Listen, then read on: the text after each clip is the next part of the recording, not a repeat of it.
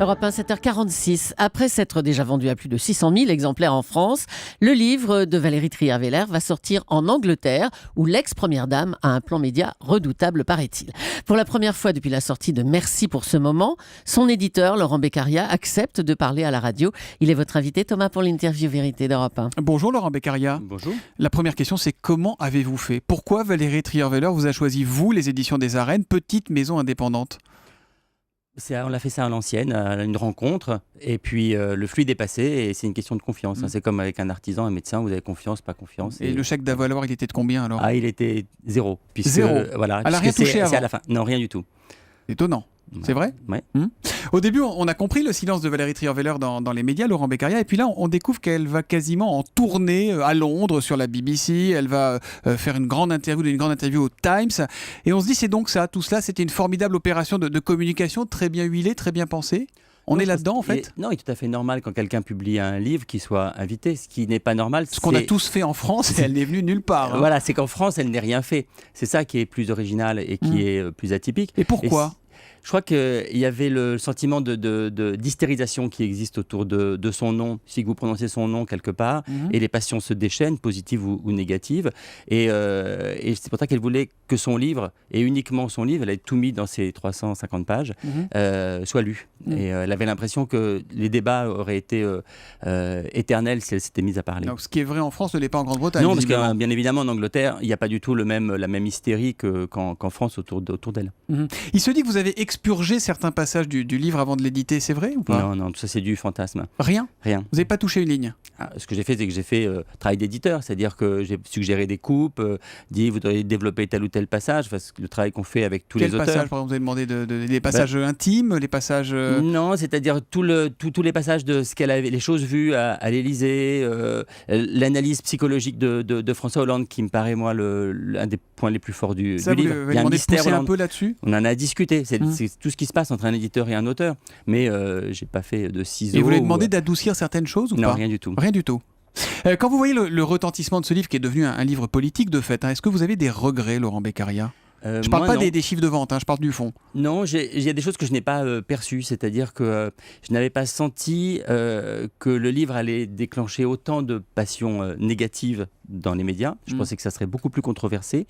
Je n'avais pas senti que... Contre Valérie Trierweiler, vous dites ? Oui, quand même, l'accueil médiatique a été tout à fait unanime contre le livre, très très violent, alors même que les lecteurs, non, il a aussi été factuel, énorme. Ici, il a été factuel, l'accueil. Après, on a écouté les réactions des politiques. Non, les éditorialistes ont été extrêmement violents. Vous avez des gens comme Michel Onfray, des gens comme, François-Xavier Gisbert. Vous pourrez faire une liste où il y a eu une misogynie d'une extrême violence. Et François Hollande, alors, il a accepté de parler 2 fois de ce livre. C'est d'abord le 5 septembre, on était au sommet de l'OTAN, pour dire la fonction présidentielle doit être respectée. Il n'y a pas des moments où vous, Laurent Beccaria, éditeur sérieux, crédible, vous avez dit que vous étiez allé trop loin avec cet ouvrage ? Moi, je ne sais pas ce que c'est que cette fonction présidentielle. Vous avez c'est la stature, c'est le chef de l'État, c'est l'homme qui représente la France, qu'on soit d'accord avec lui ou pas d'ailleurs. Oui, mais enfin d'abord, est-ce que se promener avec un casque intégral pour ne pas être reconnu à l'intérieur d'un immeuble, est-ce que c'est respecter la fonction présidentielle ? Je n'en suis pas tout à fait sûr. Après, tous les politiques se promènent avec des limousines qui ont des vies de fumée, on ne les voit pas. Voilà, non, mais chose, sans faire de polémique inutile, c'est-à-dire que vous avez à peu près tous les chefs des services politiques qui ont, de tous les médias qui ont écrit des livres, parfois sur le sujet, des unes, des mais là, articles. c'est pas pareil, c'est la personne qui vivait avec le président. Elle en parle, elle raconte son histoire. Et le livre, je trouve qu'il y a une dimension de choses vues à l'intérieur du pouvoir extrêmement intéressante. Il y a un portrait psychologique, je continue parce que ce qui remonte des lecteurs, c'est le mystère François Hollande. Oui. On a un président de la République, on est voté pour lui ou contre lui, qui nous paraît insaisissable. Et le livre nous permet de montrer, d'approcher de cette espèce d'oignon où il y a une dizaine de couches avant de découvrir la vérité de l'homme. Il a aussi dit, François Hollande, chez Gilles Boulot sur TF1 le 6 novembre, on ne peut pas me faire le moindre reproche sur ma manière d'aimer les Français. Il y a des douleurs et je les pardonne, parlant de Valérie Trierweiler. Comment elle a reçu cette phrase ? Il faut lui demander ça vraiment. Je Vous ne le suis pas son savez, vous la voyez porte-parole. tous les jours, vous lui parlez.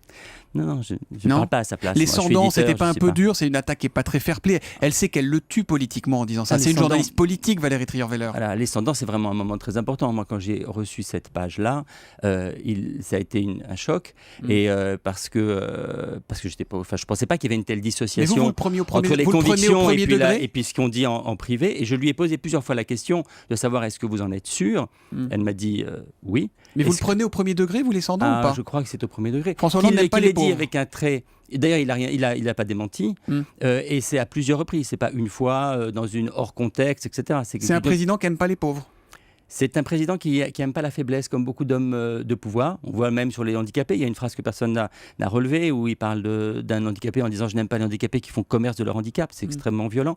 Je crois que tous les hommes de pouvoir se sentent,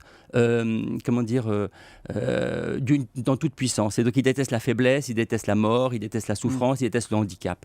Et Laurent la pauvreté. Beccaria, puisqu'il est de bon ton de tout raconter, de tout dire, combien ce livre a-t-il déjà rapporté à Valérie Trierweiler? Rien pour l'instant, puisque vous savez, c'est 1 an après Oui, que pardon. l'on donne les... Mais le Figaro dit les qu'il lui rapportera 1,3 million, l'Express 1,7 Oui, million. c'est à peu près, c'est autour de ces, Oui. de ces sommes. Ces sommes seraient à peu près celles-là, avant impôt, bien sûr. Puisque, Oui, bien voilà. sûr, bien sûr. Comment va-t-elle aujourd'hui? Elle va bien. Je pense que d'abord, comme quelqu'un qui a été jusqu'au bout de son devoir de vérité, en tout cas c'est ça qu'elle le ressentait, c'est quelqu'un qui gagne C'est à elle la être vraie connu. victime elle ou est c'est très François vraie. Hollande finalement de toute cette affaire? Au départ, je pense que c'est elle. Je pense qu'il n'y a pas de femmes qui ont été humiliées aussi publiquement et répudiées par un communiqué. Je pense à l'AFP, c'est assez peu courant. Donc la victime de départ, c'est elle. Et à l'arrivée? Maintenant, à l'arrivée, je pense que c'est quelqu'un qui a pu dire sa vérité. Et donc pour ça, je pense qu'elle a gagné. Merci pour ce moment deviendra un film un jour? C'est prévu? Ça, moi, je ne suis pas Vous n'avez pas d'infos dans l'histoire. Non. Bon. Merci pour ce moment et Merci donc beaucoup. publié chez vous aux éditions des Arènes. Merci à vous Laurent Beccaria d'être venu en direct sur Europe 1 ce matin. Merci et bonne journée. Bonne journée.